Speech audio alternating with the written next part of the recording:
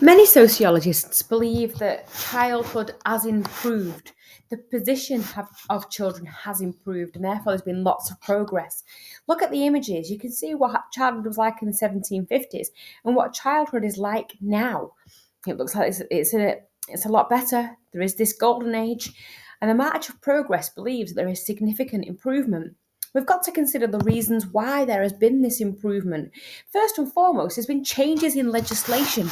Now there are laws restricting child labour. There were economic assets who could earn a wage and were valuable to the family. Now they are more of an economic liability. They financially depend on their parents. Also, the introduction of compulsory schooling has had a huge effect.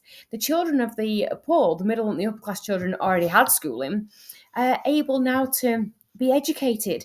And the raising of the school leaving age up to the age of 18 has extended a period of dependency on adults and on their parents. Also, child protection and welfare legislation. Think about how your own school has changed. Safeguarding managers. Your own college has got pastoral support in place to ensure that children are protected. We've also got a decline in family size. We now have moved from huge family sizes because they were economic assets to the smaller family size, which on average is 2 children per family. Babies have a much better chance of survival now as well. So therefore, families choose just to have the smaller families. And you can also link here to the idea of geographical mobility and social mobility and the changes in family structure that you covered in the first module. Also, an increase in medical knowledge of children's health and development have also really helped. The stress from dance a lot, that children need supervision and protection. And the idea that parenting skills and early years education is now recognised an important aspect of children's educational and social development.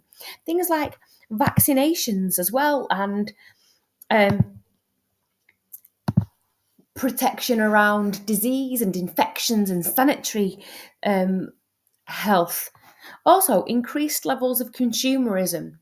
Large businesses have encouraged a specific childhood consumer market, which I'm sure you've talked about in your classes.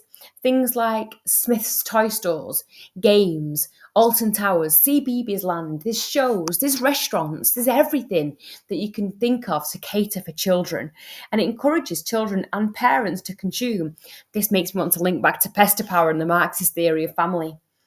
According to some, it costs an average of £227,000 to raise a child.